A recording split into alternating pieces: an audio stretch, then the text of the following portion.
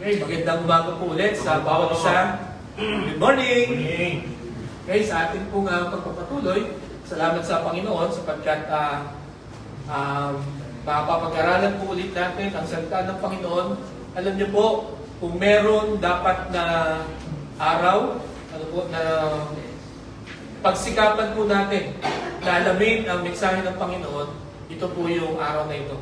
Unang linggo ng bagong taon. Po, sapagkat marami pong ipapahayag sa atin ng Panginoon ngayon pong buwan na ito, ngayon pong araw na ito. At nawa, sa biyaya ng Panginoon sa ating pong pagkinig, kumilos ang Panginoon at makita natin, marinig natin ang kanyang instruction sa atin sapagkat napakahalaga po nito na maging gabay natin. Ano po? Gabay, sandata natin all throughout the year.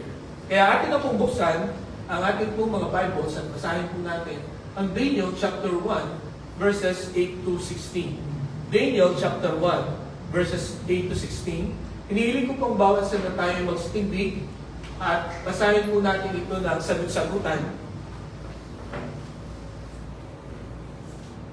Okay, so sa verse 8, sabi po dito, "But Daniel resolved not to defile himself with the royal food and wine, and he asked the chief official for permission not to defile himself this way."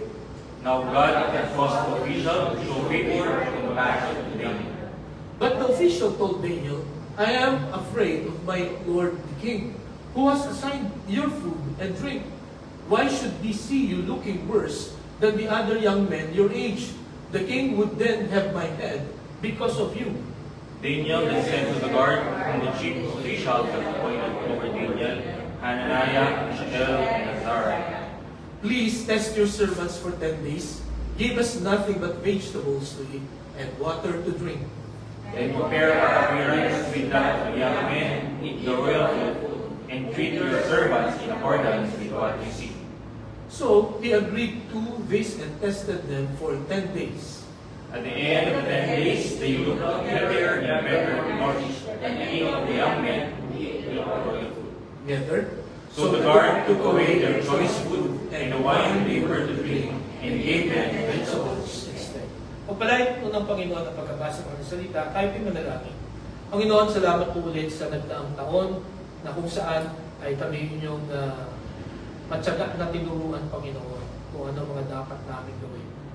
Panginoon, ngayon pong bagong taon na binigay mo po sa amin, nagpapasalamat kami sa kaligtasan.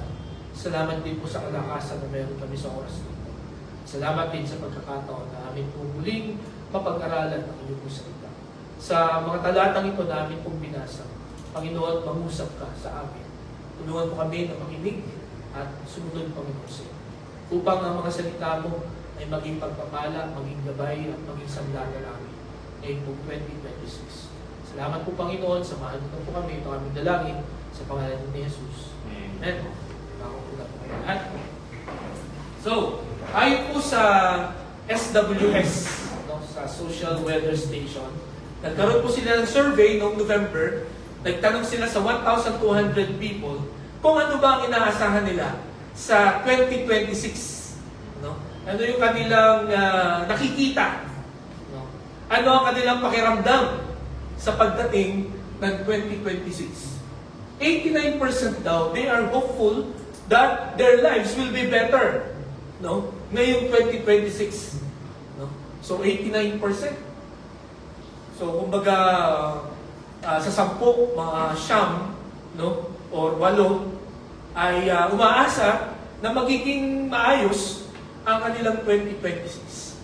At 11% naman daw po ay natatakot sa kanilang mararanasan ngayong 2026. Dahil sa naranasan natin ng 2025, di po ba? Ang tindi ng mga na-expose ng mga problema, lalo na ng corruption, at iba-iba pang mga problema ng ating bansa, hindi lang corruption, calamities, di po ba? Mga crimes ay na-experience natin last 2025 at matindi ang na-experience natin, di po ba? So, 11% daw no, ayon sa survey ng SWS, ay natatakot sa kung ano ang pwedeng mangyari. Anong mga calamities, anong mga corruption na naman ang ma-expose, anong mga krimen na naman ang mangyayari. Diba? Dito po sa dalawang survey na ito, nasan kayo? Nandun ba kayo sa 89%? O nandun kayo sa 11%? For sure, kung halimbawa sa biglang tingin or sa biglang tanong ang inyong maiisip ay nakakatakot ang 2026. Di po ba? Kung kayo ay nasa 11%, I'm sure ngayon kung umaga, sa kabila na tayo ay natatakot, we are hoping, di po ba, that 2026 will be a better year for us. Gusto natin na andun tayo sa 89% na hopeful na magiging maayos. Pero mga kapatid, ngayon po umaga, para po tayo ay mapabilang dito sa 89% na hopeful, meron po tayong dapat gawin. No? Hindi lamang tayo dapat manatili na umaasa. No? At iintahin natin na may gagawin ang ibang mga tao para sa atin. Diba? Hindi ko po alam kung noong 2025 ay masasabi po natin na lahat ng mga dapat natin gawin ay nagawa natin. Yung ating bang mga goals last year ay nagawa ba natin? Diba, noong January, noong February, parang ang sarap, no? Ang sarap mag-meeting, ang sarap umupo. Pag-usapan ko na kung ano ang plano. Pero ano nangyari along the way? No? Natupad ba natin? Ang sabi po ng isang website, tawag dito, ang website nito ay goodchristian.com. Ang sabi niya, we fail to reach our goals not because we are not capable. We failed, no, to reach our goals because we are not intentional. Okay nyo? No? Hindi daw natin naabot yung mga goals natin or hindi natin naabot yung ating mga plano. Hindi dahil sa wala tayong kakayahan. No? Hindi dahil sa kulang tayo sa training. Hindi dahil sa wala tayong mga resources. Hindi daw yun ang dahilan bakit hindi natin nare-reach ang ating mga goals. But ang dahilan kung bakit hindi natin yun nare-reach ay dahil hindi tayo intentional. Hindi natin ito sinasadya. No? Hindi natin ito pinagtutuunan ng pansin. Hinahayaan lang natin na mangyari kung ano mangyayari. Nagiging reactive po tayo. Hindi tayo proactive. Okay? Nagdi-decide tayo o kumikilos tayo. Depende kung ano ang nangyayari. Di po ba?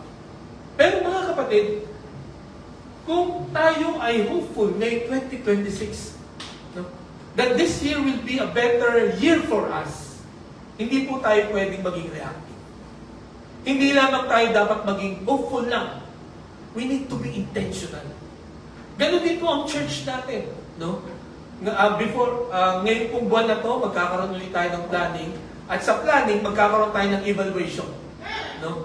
Ano yung nangyari? Ano yung plano natin last year? Natupad ba yun? Nangyari ba yun? Diba? Kung sakaling hindi natin naabot yun, anong nangyari? Diba ba? And my prayer is this, once na makita natin kung ano yung pagkukulang natin, kung ano yung mga hindi natin ginawa, let us be intentional ngayon po taon ito.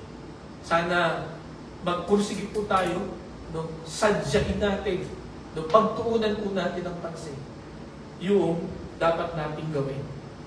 Kung inyo pong makita yung ating poster, ang pag-uusapan natin ngayong January, choose your path. Ano?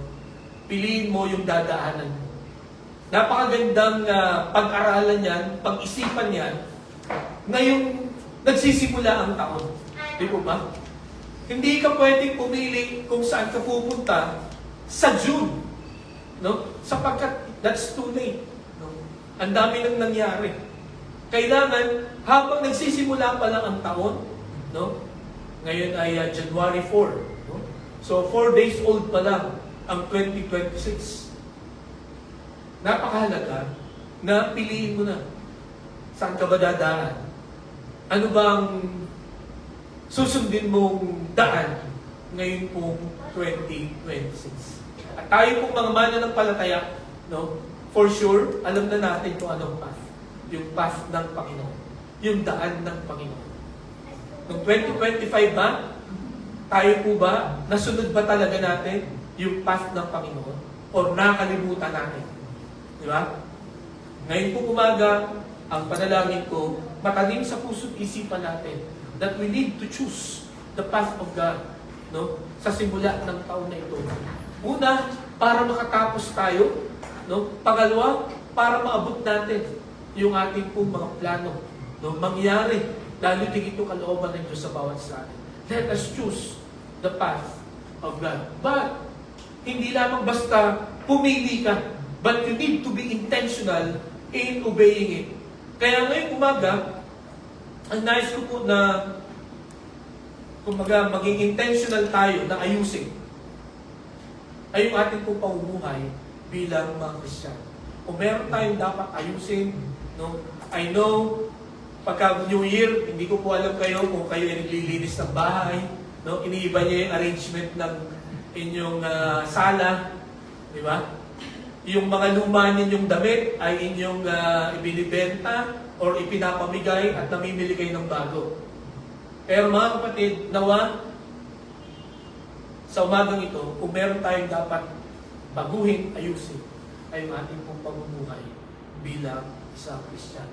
Namagatag ko po ang ating mensahe, intentional Christian living. Intentional Christian living.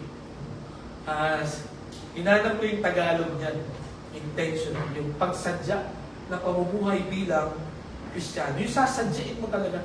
Yung iyong, ano Tagalog, doon sa, sa intentional, sa iba pang Tagalog, bukod sa pagsadya. Pero naiintindihan niyo naman ito. Okay, tinignan ko sa dictionary anong meaning ng intentional Christian living. At ito po ang nabasa ko. Basahin niya po natin. Ready? Begin. It is the deliberate alignment of your daily habits, thoughts, and relationships with the teachings of Jesus. It is a deliberate alignment. No? Yung talagang sasadyain mo na yung mga gawin mo, habits mo, yung pag-iisip mo, yung mga relationships mo, dapat naaayon siya sa katuruan ng Panginoon. No? Sasadyain mo talaga siya na ganun ang iyong gagawin. Okay? Ang isa pa na nakita ko nakahulugan ito ay, okay, basahin niya po natin. Ready? Begin. Is the deliberate practice of making conscious choices in finances, time, and relationships that reflect the values of the gospel rather than the pressures of culture. So ito daw po ang ibig sabihin ng intentional Christian living. No? Meron kang conscious effort, deliberate effort to do the will of God. No? Kaya sabi ko kanina, hindi ka lang yung nagpapadala sa agos. No? Hindi yung pag nasa mood ka lang. Hindi yung parang pag may time ka lang. Di ba? Kundi kahit anong nararamdaman mo, kahit anong sitwasyon ng buhay mo, kahit anong status mo, you are decided to do the will of God. At sasabihin ko ito sa inyo mga kapatid, may mangyayaring kakaiba at may mangyayaring pagbabago sa buhay when you intentionally live as Christians ngayon po 2026. Hindi lamang may mangyayari sa inyong personally, no? Kundi sa atin po, no? Corporately, no? At maging sa ating community. If we will decide this morning, no, to intentionally live as Christians, something will happen. Ang bati ko nga doon sa aking mga coworkers, I hope this year will be, we will experience breakthroughs. No? Sana yung mga pinapanalangin yung matagal na, yung mga breaks na iniintay nyo, sana mangyari ngayong 2026. But it will only happen, mga kapatid, if we will live intentionally as Christians. Okay? So, Ito po pag-aaralan natin ngayon ay I'm sure marami na sa atin ang nakabasa nito, paulit-ulit na, no, nakarinig na ng mensahe about this.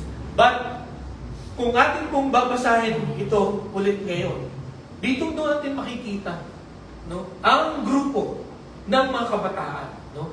They were 16 to 19 years old. These young people, they intentionally live as followers of God. No? Sa kabila ng napakatinding pressure, no, sa kanilang buhay. At because they intentionally live, no, as followers of God, na-experience nila yung mga kakaiba, no, sa buhay.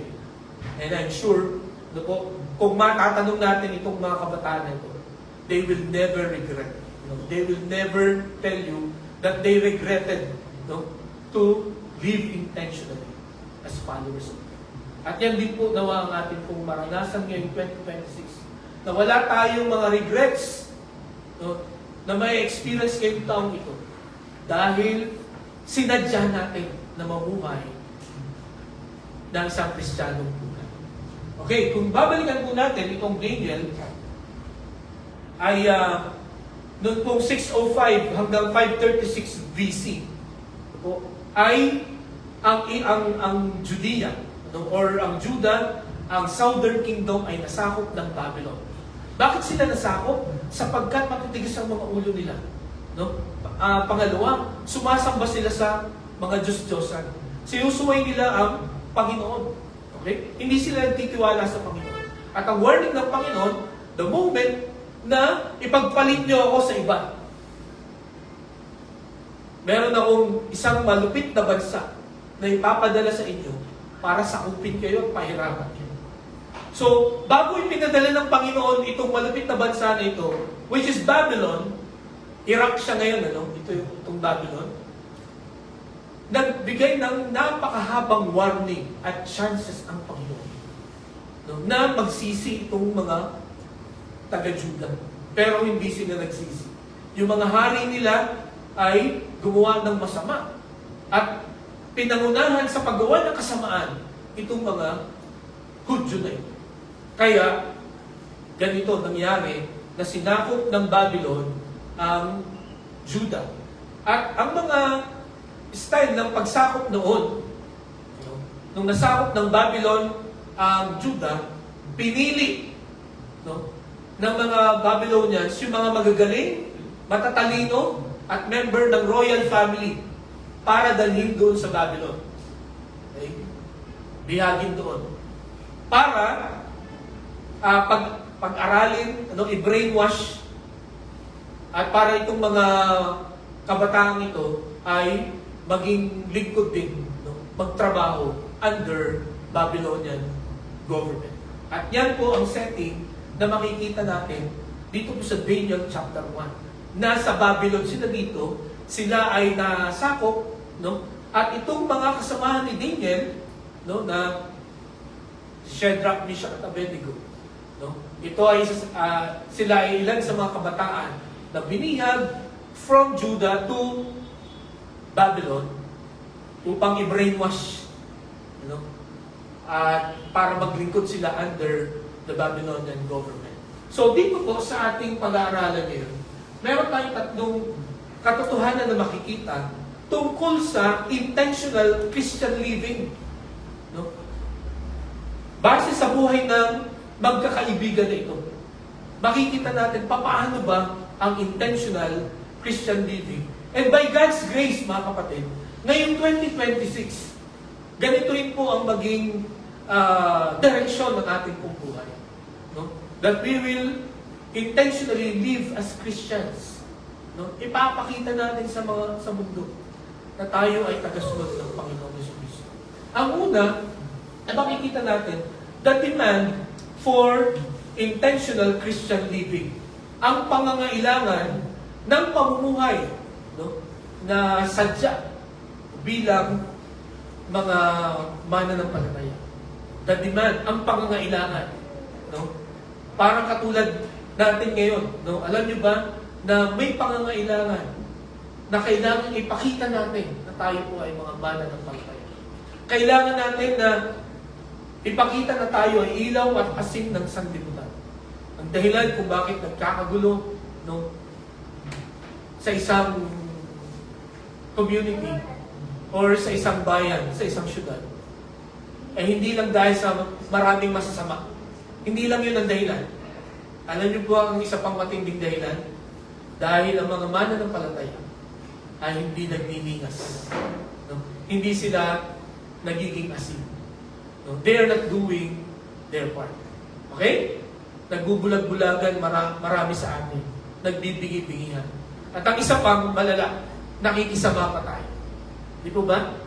Kaya mga kapatid, nawa, itong tatlong katotohanan na ito, ang una, the demand, no, for intentional Christian living, makita natin po kung ano yung dapat natin gawin ngayong taon ito.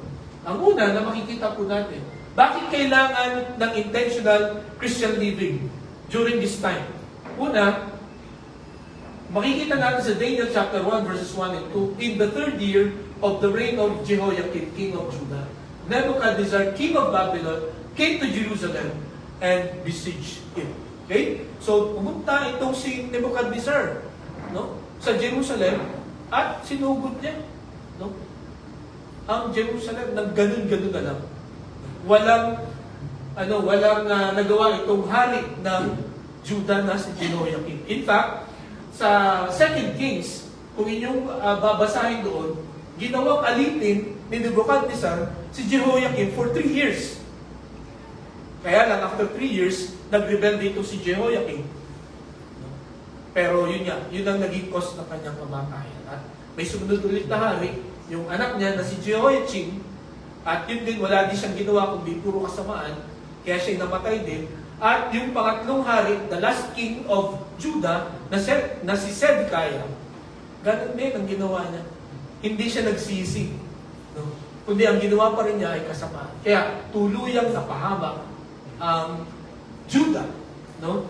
Na ang capital ay Jerusalem. Dahil sa hari ng Babylon na si Nebuchadnezzar. So ang una na dahilan kung bakit dapat ipakita nila that they are followers of the Lord. Because they have a dominant leader. Okay? Matapang, no? Malakas, powerful na tagapanguna. Okay? Pinuno. At then I see Nebuchadnezzar. Sabi nga dito sa Daniel chapter 4, verses 29 to 30. Pwede bang basahin po natin? Ready? Begin. 12 months later, as the king was walking on the roof of the royal palace of Babylon, he said, "Is not this the great Babylon I have built as the royal residence by my mighty power and for the glory of my majesty?" So, si Nebuchadnezzar ang nagsasalita nito. No? Pagkatapos niya conquer ang known world during that time, no, nagpunta siya sa bubong ng palasyo. No? At kinausap niya yung kanyang sarili. Pinuri niya yung kanyang sarili. At sabi niya, "Is not this the great Babylon I have built as the royal residence by my mighty power and for the glory of my majesty?" Parang sinasabi niya, ang galing ko. Diba? Na nabuo ko ito, na itayo ko itong syudad na ito, itong nakakamangha na city na ito, itong makapangyarihan na syudad na ito. Alam niyo, pagka may mga ganitong klaseng leader, yung believe sa sarili, di ba? Kailangan magpakita ang mga Christians. Dapat ipakita natin na tayo po ay mga tagasunod ng Panginoong Jesus. Why? Sapagkat itong mga ganitong klaseng leader, kung inyong babasahin itong Book of Daniel, talagang hindi lang niya i-influensyahan, pwersahin niya na sumamba sa kanya. Kahit sino. Okay? Kahit sino. No, kahit pa ikaw ang number 1 na follower ng Panginoong Jesus, He will force you to worship Him. No? Or, ang isa pa na gagawin niya, He will force you, no, to forget and to forsake your God. Diba? Paano yun natin may papakita sa atin kung pamumuhay niya? when our boss sometimes are so powerful, sometimes they will really challenge our faith. Di po ba? Meron ba dito na parang yung hinahamon talaga? Hinahamon yung ating pananampalataya kung hanggang saan yung ating pananampalataya. No? Pinipili tayong mag-compromise. No? Meron akong barkada, kaklase. No? Talagang pinipilit niya ako na, painumin, kaunti lang. Hindi namin ipagsasabi. Promise. Pero sabi ko, hindi. Kasi ang inisip ko, pagka tumikim ako doon, gagawin akong reference or president ba tawag doon. No? Pagka merong nagsabi na, hindi ako uminom kasi Christian ako. O talaga, bakit si Eleno? Pastor pa yun. Di ba? Yan, ikaw na doon. So, makita niyo yung point dito, no? Na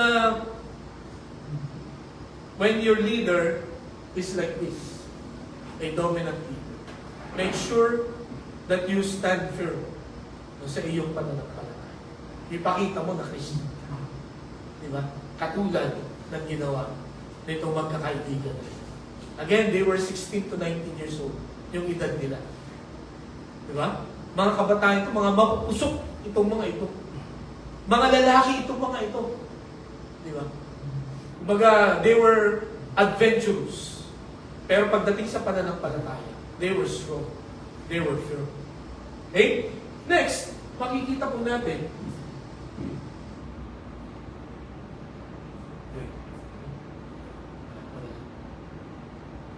yun. Okay, ang pangalawa na makikita natin, nasabi doon, this he carried off to the temple of his God in Babylonia and put it in the treasure house of his God. So, hindi lamang they have a dominant leader, but they were in a distant land. No? Napakalayo na kanilang pinuntahan. Ang layo ng kanilang kung saan sila dinala. Okay. So, kung tingnan niyo itong mapang ito yung Judea, ito yung Babylon. Okay? So, ito yung trail ng kanilang paglalakbay. Hindi sila dumaan dito kasi ito ay desert. So, parang hirap maglakbay dyan. So, alam niyo ba kung gaano malayo itong Judea to Babylon?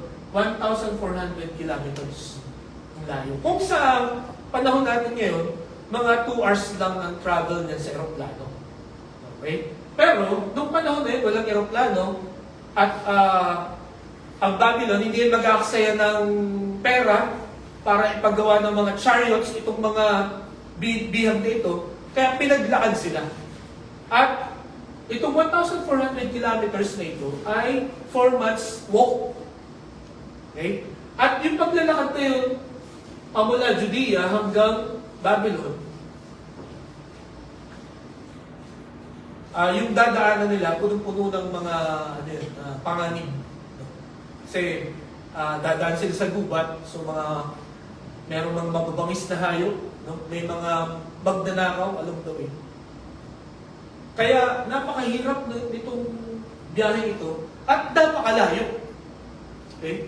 Hindi ka pwedeng magsumbong sa mga magulang mo kung may mga aapi sa'yo. Hindi ka pwedeng magsumbong sa iyong presidente kung may mga aapi sa'yo. At kung may gagawin kang kalokohan dito sa Babylon, wala makakaalam sa iyong mga kamag-anak. Di ba? Or kung malaman man nila, wala silang magagawa. So sa ating panahon, mga kapatid, tayo dito, no? Lahat tayo, merong pinanganak dito sa Metro Manila. Wala, di ba? Lahat tayo taga-probinsya. Hindi si Jed pala dito pinanganak. Sa Muntinlupa. Okay? Si Yuri. Dito ba sa Manila din si Yuri? Okay? So karamihan sa atin, tayo ay mga taga-probinsya. Di ba ba? Taga-malayong lugar tayo. At kung ano man ang gawin natin dito, pwede natin itago yan sa mga mahal natin sa buhay. Di ba ba? Kung magloko man tayo, bumarkada tayo kung saan-saan tayo, kung ano man ang tikman natin dito, hindi malalaman. Diba?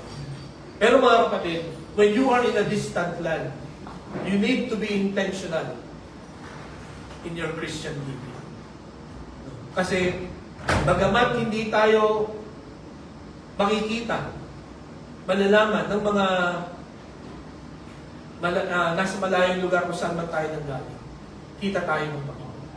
Diba? Alam ng Panginoon ang nasa puso natin, ang nasa isip natin, ang ginagawa. Itong mga kabataan ito, no? Si Daniel, Shadrach, Meshach, at Abednego, they can do anything. No? Hindi sila, walang makikialam sa kanila. In fact, yung mga kasamahan nga nila, no? Ganun na ang ginagawa. Nakikisama na sila. Nakikisama na sila doon sa kultura ng Babylon. No? Para hindi sila ma-persecute. No? Para hindi sila pagtawanan.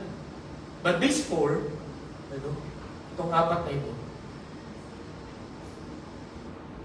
they intentionally live as Christians, as followers of the Lord. Sa kabila ng napakalayo ng kanilang pinagdalihan. Sa kabila ng walang makakaalam ng kanilang ginagawa. Mga kapatid, ngayong umaga, nawa ito rin ang maging paalala po sa atin. Again, hindi alam ng mga parents natin or ng mga kamag-anak natin or ng mother church natin kung anong ginagawa natin dito. Di ba ba? Pero alam niya ng Panginoon. Kita tayo ng Panginoon. Kaya, kung saan man tayo mapapunta, hindi natin alam sa mga susunod na taon or araw, no, mapapunta kayo ma-assign kayo sa ibang lugar, no, mapapunta kayo sa ibang bansa. Nawa, tandaan niyo po ito. Let's always intentionally live as Christians. Okay? Kahit na mapapunta tayo, or lalo na pag napapunta tayo sa lugar na walang Christian, kailangan magliwanag po tayo. Okay, so ang sunod po na makikita natin, along with some of the articles from the temple of God, these he carried off to the temple of his God in Babylonia and put it in the treasure house of his God. Pansinin niyo po itong difference nitong temple of God dito sa temple of his God. Anong difference? Ha? Kita yung difference? Yung temple of God, capital letter, yung God. Pero itong kay Nebuchadnezzar, temple of his God, small God. Okay? So, ang ibig sabihin daw po niyan, nitong God dito, this is the most powerful God. No? Yung God ng Judah. Pero itong God ng Babylon, hindi lang siya small, kundi nothing. No? Hindi siya totoong God. Diyos-Diyosan siya. Pero, pinaglilingkuran siya ng mga Babylonians. Okay? So, sa ganyang pagkakataon, sa ganyang sitwasyon, there is a demand to an intentional Christian living. So, hindi lamang dominant leader, distant land, but different Lord. No? They have a different, kaya ayaw nila sumabay sa'yo. So, yung mga ganong sitwasyon, ano ang inyong mararamdaman at ano ang inyong gagawin? Mag-ano ka na rin mo ba? Para maging in ka doon sa lugar na yon, pasimple ka na lang bang magpe-pray? Diba? Iko-compromise mo ba yung iyong nakasanayan na pagdulog sa Panginoon? Para lamang hindi ka pagtawanan? Itong mga kabataang ito, pinakita nila that they are followers of God in spite of that place has a different Lord. Okay?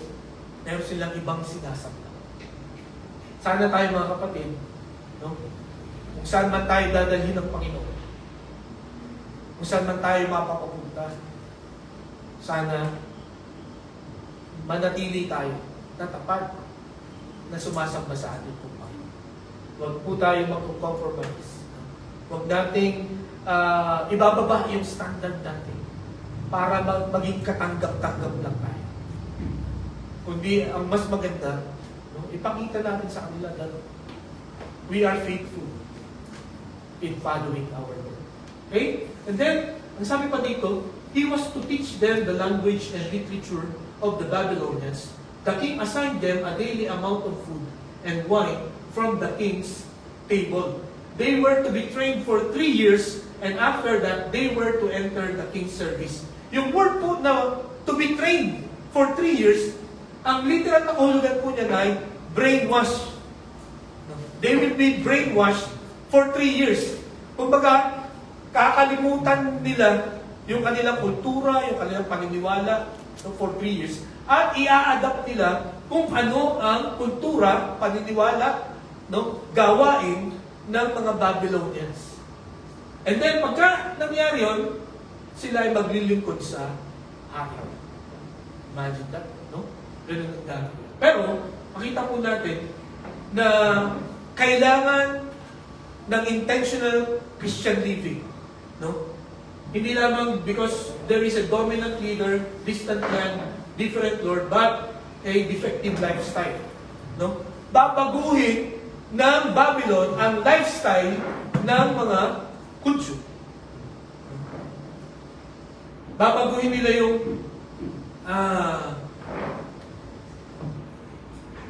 babaguhin nila yung kanilang diet, di ba? Baga sabi, kung makita natin kanina, kakain sila ng pagkain ng hari.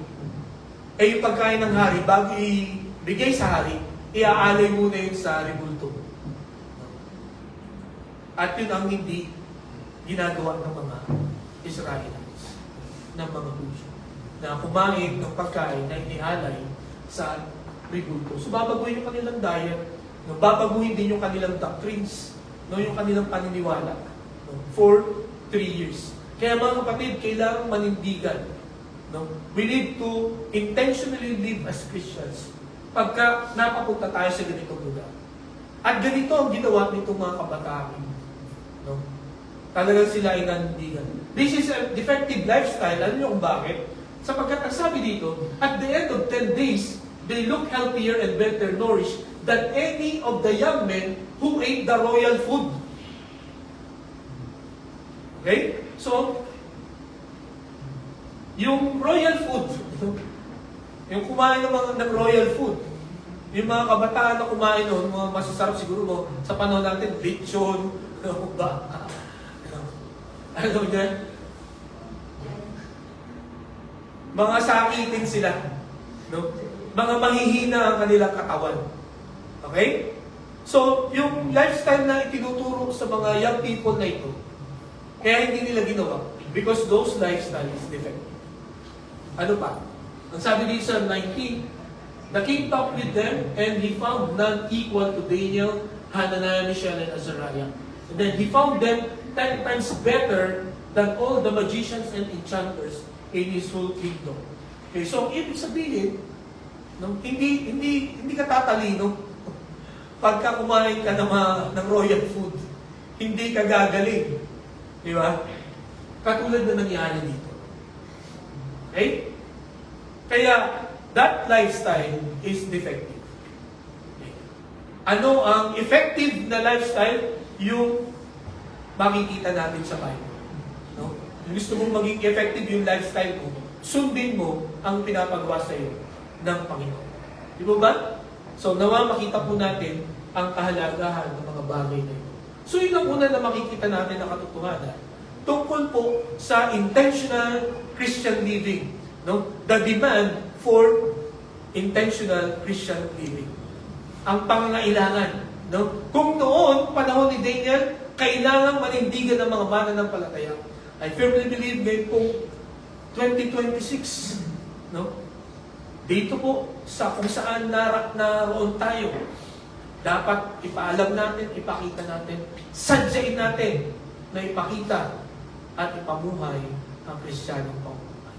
Kung tayo po ay totoong Kristiyano, mga kapatid, magagawa po natin ito sa biyaya at lakas ng Panginoon. Okay? So, yung una, the demand for intentional Christian living. Second, the declaration of intentional Christian living. No? the declaration, yung kanilang pahayag. Okay? Pinahayag nila, no, na ganito ang aming gagawin. Okay? Ang una na makikita natin, the respectful defiance. Okay? So, tandaan niyo yung dalawang yan, ha? Respectful defiance. You can defy respectfully. Okay? So, paano natin masasabi ang respectful defiance?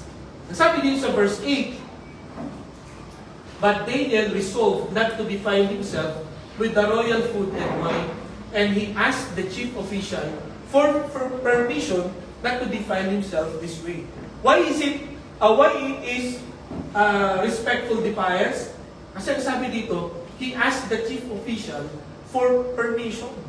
Humingi pa siya ng, nagpaalam pa siya na, sir, hindi ako kakain yan. Kasi yung iba sa atin, nakala natin, dapat i-defy mo. Kumbaga, kung ito ay against sa iyong pananampalataya, ay kahit anong way ng pagsasabi mo ay okay lang. Hindi. Merong paraan kung paano ito sasabihin. You need to be respectful. Kung hindi mo gagawin. Or kung sa tingin mo, balik yung ipinapagawa sa'yo. Diba? Nung pinipilit ako nung mga kaklase ko na uminom at sabi ko ay hindi ako uminom. Sabi ko lang sa kanila, medically speaking, sabi ko gano'n, ay ang wine ay talagang mas malaki ang ikakasama niya kaysa ikakabuti. Kaya pinili ko na hindi. Kasi ang sabi niya, ba't ayaw mong uminom? Bawal sa reliyon mo, no? So, gano'n. So, pwede ko sagutin na, bakit? Pero, you have to respectfully define. Sabihin mo yung dahilan. Bakit hindi? Respectfully. Ganito po ang ginawa ni Daniel. No? Ang una na ginawa, he resolved not to defy himself.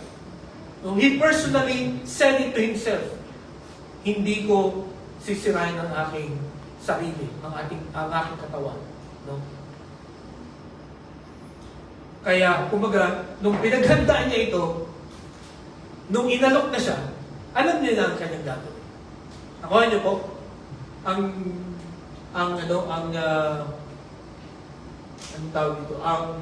advantage pagka pinaghahandaan mo siya. Para pag dumating, alam mo na ang gagawin. Kaysa yung wala kang kaplano-plano. Wala kang ka-intention. No? Kung ano ang gagawin mo. Sigurado, pagdating ng temptation, pagdating ng pagsubok, matataranta ka. No? At madalas, magkakamali ka ng pipiliin. Si Daniel, tama yung kanyang sinabi, ginawa. Kasi, bago pa mangyari, he resolved not to defile himself. Talagang pinagpasyahan na niya na hindi ko sisirain. Hindi ko sisirain ang aking patutuon. Hindi ako magko-compromise. Gagawin ko kung ano ang pinapagawa sa akin ng Panginoon. So, makita natin dito na sa ating pong pag-defy, sa ating pag-disagree, we can do it respectfully. Okay? Hindi yung ayoko niyan kasi pupunta sa impyerno ang magawa niyan. O kaya pupunta kayo sa impyerno pagka ginawa niyo. Sa totoo lang, totoo naman yun. Pero again, madidefeat ang purpose ng gospel pagka yun po ang paraan ng iyong pagsasabi. Nakuha niyo po ako. Kasi ganun ang sinabi ni Daniel. Kung halimbawa sinabi ni Daniel dito na hindi kami kakain yan, bawal sa amin yan. Bawal sa aming lahi yan, sa aming kultura. Alam mo nyo kung ano yung sasagot nung kanilang butler, yung tagapagluto nila. Nasasagot doon nasaan ka ba ngayon? Di ba? Nasaan ka? Nasa Israel ka ba? O nasa Babylon? Dahil sa nandito ka, wala kang choice. Di ba? Pero because he respectfully defied, ito yung nangyari. Sa verse 9, nung niresolve ni Daniel na hindi niya sisirain ang katawan niya, sa verse 9, napakaganda ng ginawa, no? Nangyari. Now God caused the official to show favor and compassion to Daniel. Kumilos ang Panginoon. Ha? Hindi sa magandang pagsasabi, no? O sa magandang pagsasalita ni Daniel. Kaya, nangyari itong verse 10. It is God. No? Pero, bakit kumilos ang Diyos? Because of the decision of Daniel to resolve, not to defile himself. Mga kapatid ngayong umaga, gusto ko makita niyo to. Pagka nagdesisyon kayong sumunod sa Panginoon, kahit anong mangyari, kahit anong sabihin nila, ito mangyayari sa verse 9. Now, God has caused the official to show favor and compassion to David. Kumilos agad siya doon sa boss. No? Doon sa official. Kumilos ang Panginoon. Ano kaya nangyari kung hindi ni-resolve ni Daniel sa sarili niya? Ano kaya nangyari? Hindi natin alam. Pero ito ang makikita at maliwanag natin na mangyayari. When you obey God, God will move. Okay? Aayusin ng Panginoon kung ano man yung kinakatakot. And then dito sa verse 10, but the official told Daniel, I am afraid of my lord the king, who has assigned you food and drink. Why should he see you looking worse than the other young men your age? The king would then have my head because of you. So, kung titingnan natin, reasonable yung sinabi ng official. No? Sabi niya, natatakot ako sa hari. Kasi pag nakita nila kayo na payat, sakitin, dahil sa ayaw nyo kainin itong pagkain ng hari, ay pupugutan ako ng ulo ng hari. Papatayin ako ng hari. So, sa mga ganitong sitwasyon, anong inyong magiging reaksyon? Parang, kung ako'y po sabi, ganun ba? Di ba? Kung wala kang intention to live as Christian, mag-agree ka sa kanya, magko-compromise ka. Pero nung ginawa ni Daniel,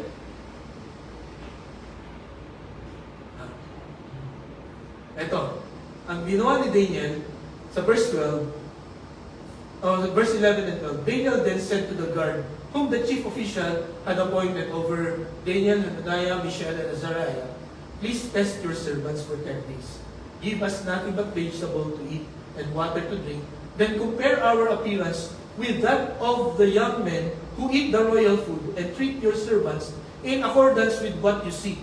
So he agreed to this and tested them for 10 days. So ano ang ginawa ni Daniel? He had a reasonable deal. Nakipag-deal siya ng yung kayang gawin din ng official. Okay, no? Hindi lamang nagkaroon siya ng respectful defiance, but he had a reasonable deal. Sabi ni Daniel, okay, sige. Ganito na lang gawin natin. Bigyan mo kami ng gulay at tubig for 10 days. Yun lang. Tapos, sabi niya, balikan natin, then test us, give us nothing but vegetable. Then compare our appearance with that of young men who eat the royal food and treat your servants in accordance with what you see. So he agreed to this and tested them for 10 days. Okay? Ganito rin yung ginawa nung ni Shadrach, Meshach, and Abednego. They were respectful also. Di ba?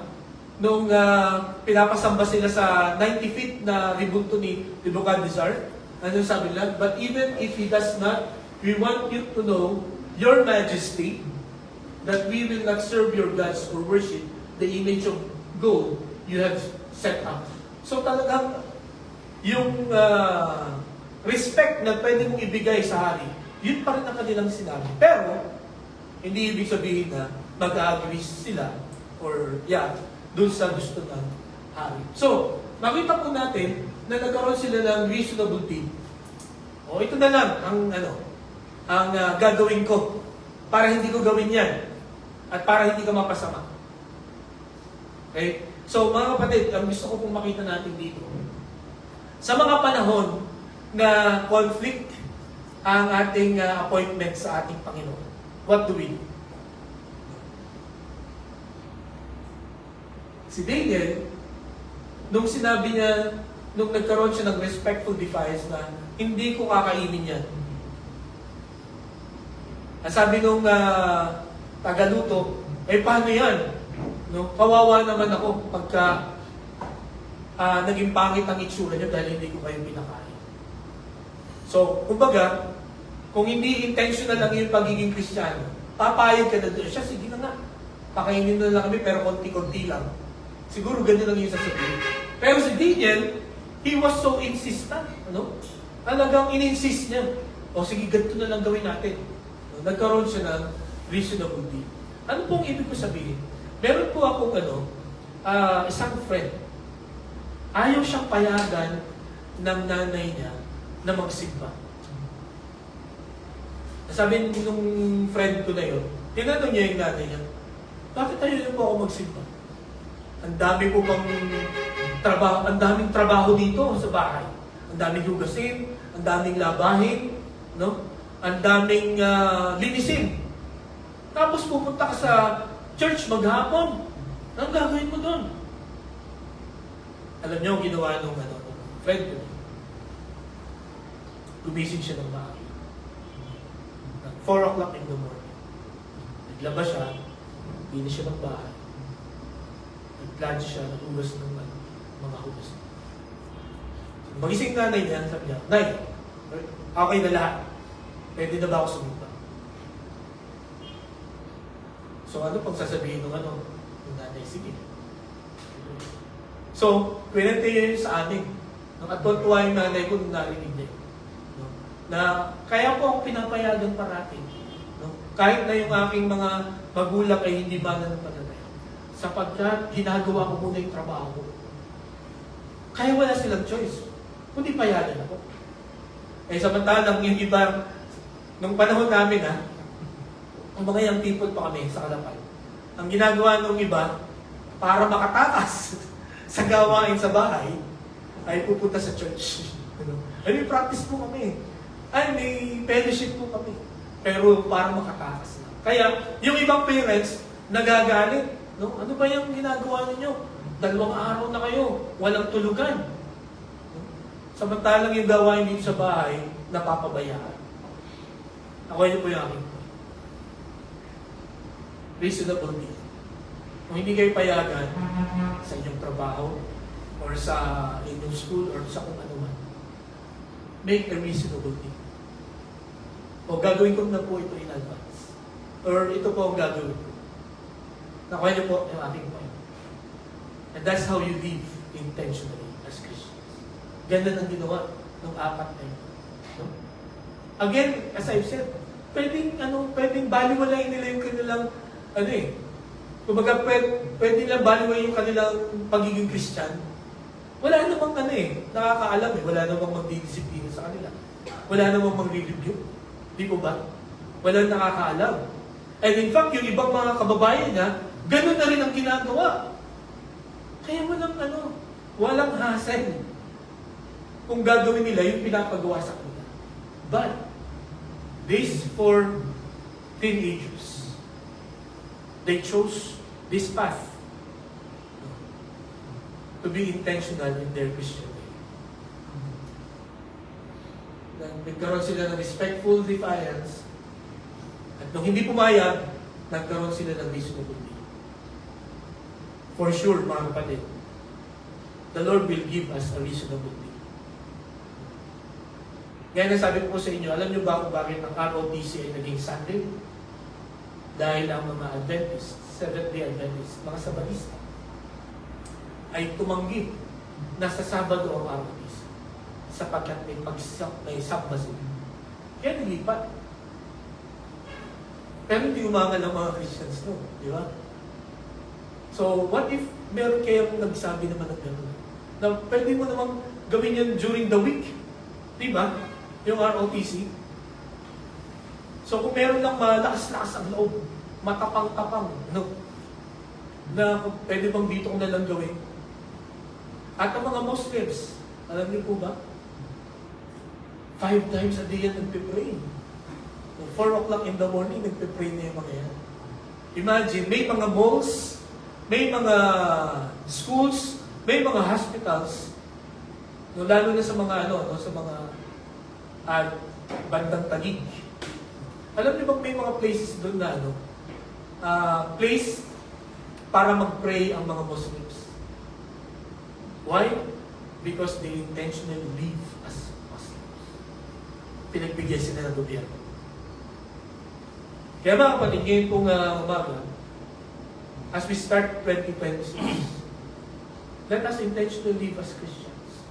Huwag tayo mag-compromise. Talagang ipaalam natin na itong araw na ito, itong oras na ito ay sacred. Diba? Ito ay para sa Panginoon. At ang na-realize ko, once na manindigan ka doon, hindi ko sinasabing madali lang gawin to. Sapagkat bago nila na-convince itong Babylonian government, ay montik-montik na silang namatay. But still nanindigan sila. Pero tinulungan sila ng Panginoon.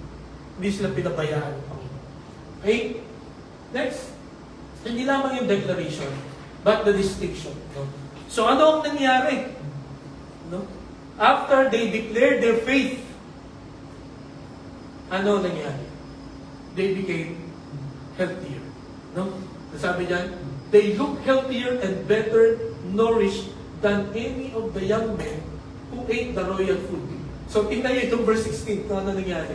So the guard took away their choice food and the wine they were to drink and gave them vegetables instead.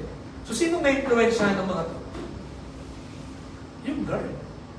Parang, effective na. Kaya nagbago ito, guard, na-influensyahan nila. Diba? Nagkaroon ng, kumbaga sa tingin ko nagkaroon ng awakening itong guard na ito na, pagka pala tubig at saka gulay lang, mas sisig lang.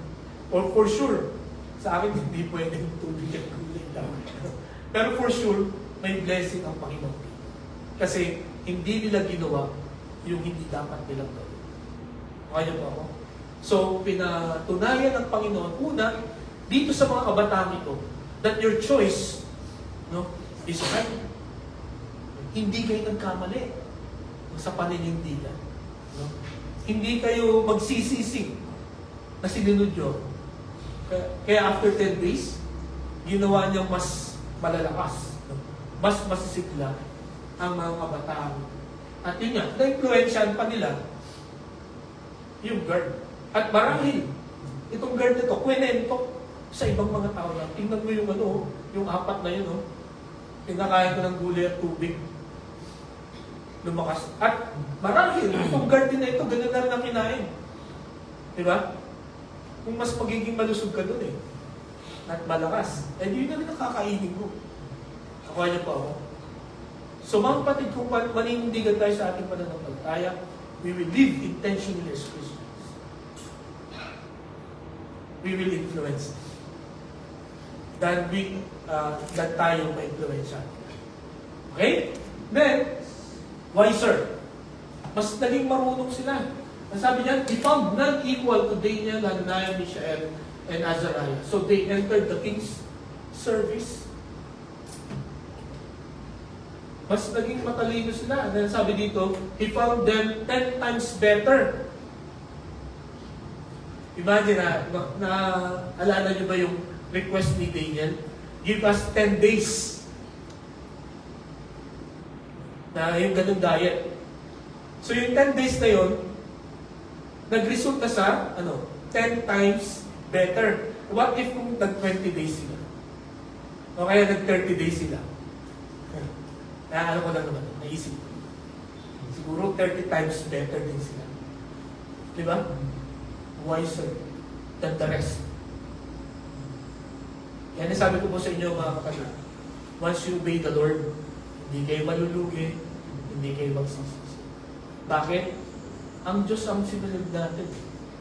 Kumbaga, ang Panginoon, kumbaga hindi siya manhid, hindi siya bulag para islabin yung mga commitments na inyong ipinapakita para sa Panginoon.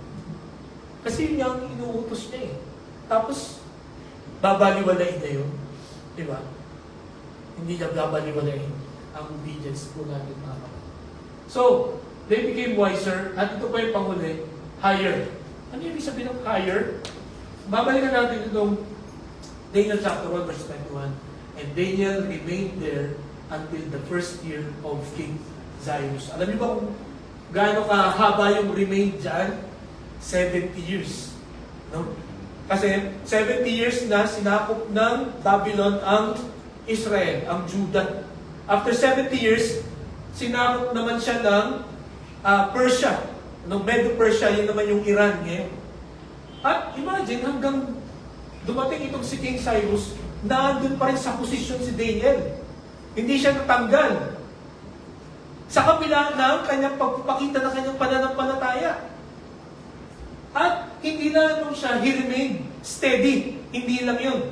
Ito pa yung nangyari sa kanya. Nasabi sa Daniel chapter 2 verse 48, that the king placed Daniel in, a high position and lavished many gifts on him. He made him ruler over the entire province of Babylon and placed him in charge of all its wise men. That's yung word na all its wise men. So lahat ng mga matatalinong mga Babylonians ay naging under sa isang Hudyo na intentionally live as follower of God. Sabi doon, binigyan siya ng mataas na posisyon. Prinomote siya ng Panginoon. Diba? And then, hindi lamang si Daniel. Ang sabi dito sa Daniel chapter 3 verse 30, basahin niyo nga po natin. Ready? Begin. Then the king promoted Shadrach, Meshach, Abednego, the province. Kung titingnan natin yung context nito, ito yung nanindigan sila na huwag sumamba sa Diyos-Diyosan. At kung sila inihagid sa pugon ng apoy, imagine that, no? Dahil sa hindi nila sinunod yung hari, ginapos sila, inihagi sila sa apoy. Pero hindi sila nasunog. At nung nangyari yun, na-realize ng king, na ang Diyos ay suma sa kanila. At ito ang ginawa nila. At ito ang ginawa ni King Nebuchadnezzar. They were promoted. Mga kapatid, ngayon pong umaga, kung tatanungin kaya natin itong apat na ito, tatanungin natin, nagsisisi ba kayo sa mga desisyon na ginawa niyo? Nagsisisi ba kayo na nanindigan niyo? Nagsisisi ba kayo na you live intentionally as followers of God, as Christians? Ano kayo isasagot niyo? Salamat sa Panginoon sapagkat ang Biblia na binabasa natin ay nakita natin yung ending. Di ba? Ito ang ibinigay sa atin na Bible. Yung tapos na, nangyari na, alam na natin ang resulta. Pero itong mga ito, hindi nila alam kung ano magiging resulta ng kanilang paninindigan. And yet, they intentionally live as Christians. Yeah. As I've said, ito ang kailangan ng mga Kristiyano ngayong 2026. Let us live intentionally. No? Intentional Christian living. No? Maging focus po tayo, no? Na ilinya yung bawat desisyon na gagawin natin, yung mga plano na gagawin natin ngayong 2026. Siguraduhin natin mga kapatid na ito po ay plano ng Panginoon. At nawa mga kapatid, once na makita natin yung klarong plano ng Panginoon sa atin, nawa walang makadistorbo. Pero for sure, no, dedistorbohin tayo ng diablo. Sisirain niya yung mga plano natin. No? Bibigyan niya tayo ng mga doubts. No? Bibigyan niya tayo ng mga disappointments sa buhay niya. Pero katulad po ng nangyari dito kay Daniel, Shadrach, Meshach, and Abednego, in spite of all the odds, in spite of all the dangers, No? Kahit na kahit na mamatay sila, sabi ni Shadrach, Meshach, at Abednego, kahit hindi kami iligtas ng Panginoon, hindi kami susuway sa Kanya. Hindi kami sasamba sa Diyos. At pinagtanggol sila. Mga kapatid, ngayong 2026, kung maninindigan tayo sa ating pananampalataya, susundin natin ang Panginoon. If we will live intentionally as Christians, ipagtatanggol tayo. Tayo pinalala. Panginoon, salamat po sa salita mo na amin pong napakinggan ngayon pong umagang ito. Salamat sa buhay ni Daniel, ni Shadrach, Meshach, at Abednego. Dalas na namin itong naririnig, pero naniniwala ako, Panginoon, na very relevant ang mensahe ito sa buhay namin. Lalo na kami na galing probinsya na nandito po sa syudad, nandito sa Manila. Maraming temptations, Panginoon. Maraming mga trials. Maraming mga disturbances na nakakaharap kami, Panginoon. Pero nawa, ang inyo pong salita ay parating magpapaalala sa amin that we are Christians. We are followers of Jesus. At para may pakita namin ito, we need to live intentionally. Kaya Panginoon, tulungan mo po kami sa pamagitan ng lakas mo at biyaya na ito po ay maganap namin ngayong taon ito. Salamat po, Panginoon, ito aming dalangin sa pangalan ni Jesus.